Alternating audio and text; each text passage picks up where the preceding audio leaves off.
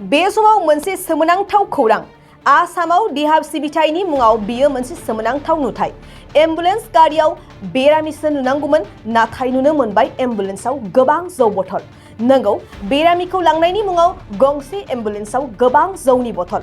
लोगोसेयैनो एम्बुलेन्सनि सिङाव मोनबावदों गांजा आरो माखासे फेग्रा बेसादफोर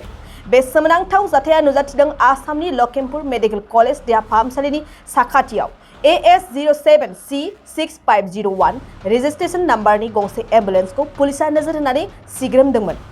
बेनि लोगो लोगो एम्बुलेन्सनिफ्राय गोबां जौनि बथल आरो गांजाखौ बोखांनो हायो बेनि अनगायैबो एम्बुलेन्सनि सिङाव थास कन्डम आरो गोफार देगारफोरखौबो पुलिसा बोखांदों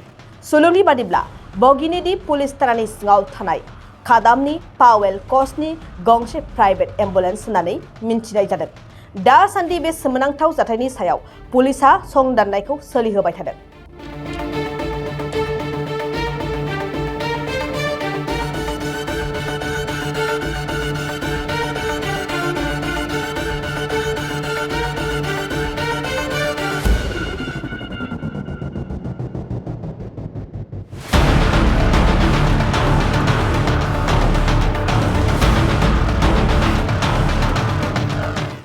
दखना जि जोम गाननो मोजां मोनग्रा बर' हौवा हिन्जावफोरनि थाखाय मोनसे जोबोरैनो गोजोनथाव खौरां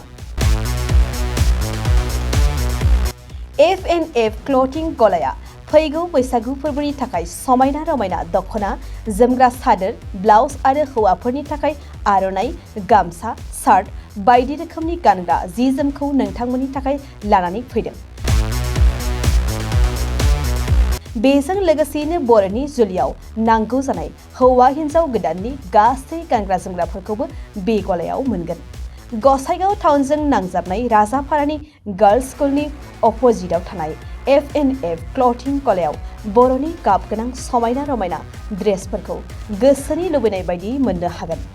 लोगोसेयैनो गोसो गुदुं सुबुंफ्रा गावनि मोजां मोननाय ड्रेसफोरखौ F&F क्लथिं गलायाव जायखिजाया सानावनो लांफैनो हागोन